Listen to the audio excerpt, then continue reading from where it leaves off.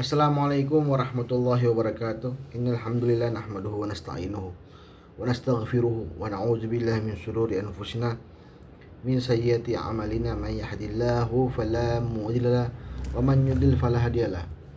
Asyhadu an la ilaha illallah wahdahu la syarikalah wa asyhadu anna Muhammadan abduhu wa rasuluh la nabiyya ba'dah. Allahumma shalli wa sallim ala sayyidina Muhammad Al-Fatih lima ughliq wal hatim lima sabaq Nasir haq bil haq wal hadi ila siratil mustaqim. Alhamdulillah bertemu lagi bersama saya Musin terkait pembacaan kitab fatwa-fatwa kepada perempuan dan kehidupan masyarakat. Yang saya hormati para habaib, para kiai, para ulama, para asatiz, jamaah muslim di mana saja berada. Kita sudah masuk di pasal berikutnya. Sudah pasal 191. Ada pertanyaan kepada beliau. Jadi buku ini terkait masalah beberapa pertanyaan kepada beliau, kemudian dia hukumi. Beliau bermazhab Syafi'i, namanya Abdullah bin Mahfud Al-Haddad. Saya akan bacakan dari sampai akhir di setiap video saya. Insya Allah akan gak lama lagi akan selesai, dan kita akan pindah buku baru. Oke. Berikut ini ada pertanyaan. Apakah air mani juga keluar dari anak perempuan ketika terjadinya hal seksual, atau hanya keluar dari wanita saja? Dan seperti apa sifat sifat air mani itu? Dia ada pertanyaan kepada beliau, apakah anak perempuan punya air mani yang masih kecil atau beda?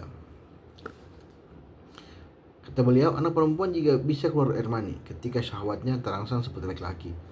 Dan hal ini termasuk salah satu tanda balik. Ummu Sulaim pernah bertanya kepada Rasulullah. Seraya berkata, apakah perempuan wajib mandi besar jika dia mengalami mimpi basah, keluar mani? Maka Rasulullah menjawab, ya, apabila dia melihat air mani. Hadis ini menunjukkan bahwa air mani juga bisa keluar dari perempuan. Jadi ternyata perempuan yang belum dewasa juga, yang yang dewasa, yang sudah mimpi basah, bagi perempuan wajib mandi junub. Dan tidak terdapat perbedaan antara perempuan yang masih perawan atau perempuan yang masih sudah janda. Namun perkara yang menjadikan tolak ukur terhadap wajibnya mandi besar adalah keluarnya air mani dari kemaluan. Itu ilatnya, itu penyebabnya. Jadi keluarnya air mani dari kemaluan itu penyebabnya dia sampai bisa diwajibkan mandi besar. Wajibnya mandi besar adalah keluar air mani dari kemaluan. Adapun jika perempuan merasa gemetar tanpa mengeluarkan air mani, maka dia tidak wajib mandi besar. Atau ada kadang-kadang hasrat tiba-tiba gemetar, ketakutan atau apa, tiba-tiba keluar air mani, maka nggak wajib mandi besar. Adapun dari air mani yang wajib mandi besar bagi laki-laki dan perempuan adalah keluar dari memancarkan dan merasa enak. Sedangkan berasnya seperti adonan gandum, daun pelupah kurma, dan putih telur ayam, dan yang kuda kuning. Apabila terdapat salah satu di antara tersebut, maka itu wajib mandi junub. Jika tidak ada, maka itu bukan air mani. Biasanya mani seorang perempuan adalah bening, berwarna kuning, dan terkadang kasar, lebih putih. Allahu a'lam bishawab. Hukum mazi yang wadi yang keluar bagi perempuan.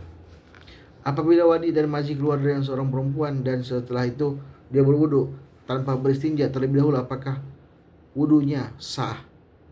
Bagaimana setiap tanggapannya? Nah, beliau menjawab, sungguhnya Rasulullah SAW menyuruh orang yang bertanya kepada beliau agar membersihkan berkas mazinya, kemudian berwudu. Hal ini menunjukkan bahwa mazi itu adalah najis, dan wadi adalah najis seperti mazi, karena ia keluar dari salah satu keduanya, kubul dubur. Namun jika berwudu sebelum membersihkan, maka wudunya tetap sah, dan dia tidak boleh membawa mushaf, tetapi dia tidak boleh melakukan sholat sampai membersihkan najis tersebut. Jadi itu kategori najisnya. Mandi wazi itu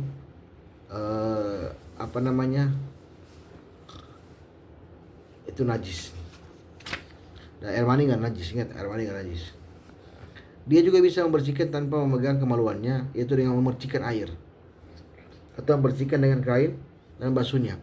Sebab adanya najis tidak mencegah sahnya wudhu, tetapi yang mencegah sahnya sholat. Sama halnya ketika kencing dan kemudian berwudhu sebelum istinja, maka wudhunya tetap sah, tapi dia tidak boleh melakukan sholat sampai membersihkan najisnya. Karena tujuan istinja adalah setelah kencing dan berak adalah untuk menghilangkan najis. Maka dari itu menghilangkan najis dari tubuh dan baju adalah termasuk syarat sah sholat, tapi dia tidak termasuk syaratnya sah wudhu. Jadi wudhunya sah, tapi nggak bisa pakai sholat karena ada kotoran. Di mana dia wajib dihilangkan ketika hendak melaksanakan sholat. Dengan syarat dia tidak membatalkan wudhunya. Seperti itu. Hukum mazi yang keluar dari perempuan yang sedang berpuasa. Apabila perempuan sedang berpuasa keluar mazi, maka puasanya sah atau batal? Beliau menjawab, keluarnya mazi tidak membatalkan puasa dan juga tidak mewajibkan mandi besar. Rasulullah SAW bersabda, hanya memerintahkan untuk membersihkan badan dan pakaian terkena mazi dan kemudian berwudu. Begitu pula air mani, di mana bila ia keluar tanpa dielus tanpa sengaja, maka ia tidak membatalkan puasa. Oleh karena itu, orang yang sedang berpuasa wajib menjauhi perkara yang bisa merangsang gairah seksual laki-laki, perempuan, perawan maupun janda. Maka hukum bagi semuanya adalah sama. Wallahu a'lam bishawab. Hukum cara yang keluar dari perempuan ketika melakukan pemanasan foreplay sebelum hubungan seksual. Si penanya bertanya, bagaimana perempuan bisa mengetahui bahwa cairan yang keluar itu dari kemaluannya adalah air mani dan mewajibkan air mani besar? Bagaimana cara membedakan air mani dan mazi?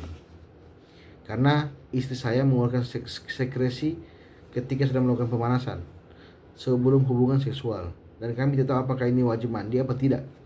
Pada umumnya, sekresi atau tersebut bukanlah apa-apa karena dia termasuk bagian dari cairan basah kemaluan. Sedangkan air mani memiliki tanda-tanda seperti tertentu. Pertama, dia merasakan getaran saat klimaks, maka dia keluar. Cairan adalah gemetar, cairan setelah memetar, maka ia bisa dihukumi sebagai air mani. Tanda air mani adalah yang lain adalah memiliki bau seperti bau mayang kurma atau adonan roti, seperti bau putih telur kering. Oleh karena itu tidak terdapat tanda tersebut, maka ia bukanlah air mani dan tidak wajib mandi besar. Wallahu a'lam bishawab. Hukum sujud syukur bagi perempuan sedang haid. Jika perempuan sedang haid mendapatkan kabar yang menyenangkan, kemudian dia sujud syukur, maka apakah boleh? Sujud syukur memiliki dasar yang dari valid Nabi. Namun tidak ada satupun yang menunjukkan disyaratkan tohara. Jadi ketika sujud syukur tidak ada syaratnya tohara atau bersuci. Jadi ketika haid tidak masalah atau tidak. Oleh sebab itu para ulama berpendapat terkait hal tersebut. Ternyata ada juga berbeda pendapat ya dalam hal ini.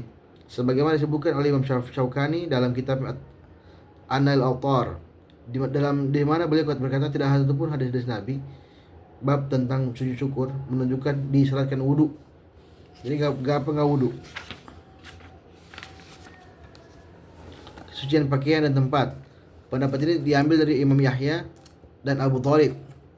Adapun Abu Abbas, Mu'ayyad Billah dan An-Nakhai dan sebagian pengikut Syafi'i berpendapat bahwa disyaratkan dalam sujud syukur hal yang mana menjadi syarat-syarat. Jadi ada juga pendapat yang mengatakan bahwasanya syarat sujud syukur ialah harus suci seperti sholat. Itu pendapat sebagian seperti Abu Abbas, Al-Mu'ayyad Billah, An-Nakhai dan sebagian pengikut Syafi'i. Inilah yang disebut dengan kitab Asy-Syafi'iyah. Ini adalah mazhab mereka dan juga mazhab Imam Ahmad terkait dengan ketetapan sujud syukur dalam syariat. Jadi, menurut pendapat ulama yang mensyariatkan tahara bersuci ketika sujud syukur dan menyamakan dengan sholat, maka perempuan yang sedang haid tidak boleh. Tapi kalau Anda ikut pendapat yang kedua, tapi kalau Anda ikut pendapat yang pertama yang nggak perlu tahara, maka nggak apa-apa, tidak apa-apa. Apabila dia sudah suci dari haid, maka dia boleh mengeluarkan salat 2 rakaat untuk mensyukuri nikmat. Sedangkan menurut ulama yang tidak mensyaratkan tahara, maka perempuan yang haid boleh melakukan sujud syukur. Wallahu a'lam bishawab. Itulah demikian. Ada hal yang penting tadi ya, masalah mazi, mani kemudian wadi. Yang kedua pada perempuan, apakah bagaimana hukumnya? Sudah saya jawab sesuai dengan pandangan beliau, dan beliau pandangannya Syafi'i sesuai dengan kebutuhan masyarakat Indonesia. Jika Anda suka video ini, silakan like, subscribe agar kita bisa membantu dakwah ini semakin luas dengan cara subscribe dan like supaya kita bisa berkembang semakin besar. Terima kasih. Akhirul kalam. Wassalamualaikum warahmatullahi wabarakatuh.